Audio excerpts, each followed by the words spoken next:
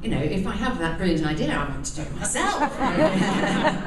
That's quite a, suddenly think of that. I mean, there are a lot of pretty sharp practices in retailing, aren't there? And sort of probably misquotes, I would think. That's probably an old story, but, you know, people using the wrong vintage and all that sort of thing.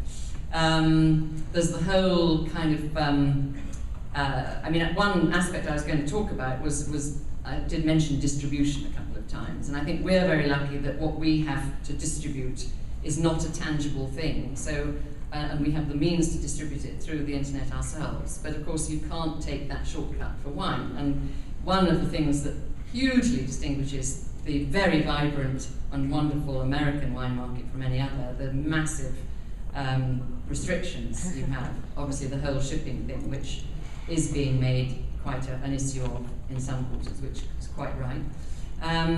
But I suppose that whole conglomeration of distributors, and you know the way the poor old, the little ones are getting trampled on, and there's surely some digging around for stories there.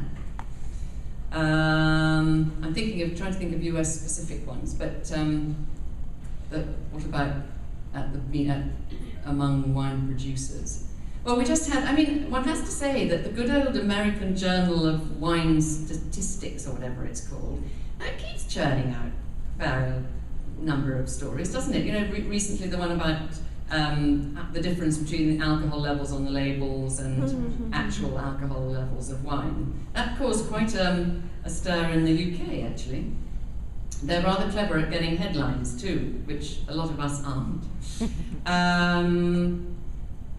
Well, and obviously additives. Well, the whole and means of an alcohol reduction, and I suppose a lot of people would be quite horrified by the notion of water being added to wine. There's a whole issue there, even if it makes it more palatable.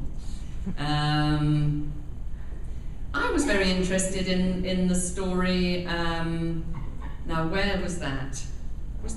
Where did it come out? Where it was shown that the increased levels of alcohol in wine, particularly in this country, were not, as has glibly been said, because of climate change, but because of deliberate policy on the part of producers. And there's that whole nexus of conflict, isn't there, between growers and winemakers, and the growers wanting to pick early, and the producers wanting them slightly shriveled and, you know, less weight thing.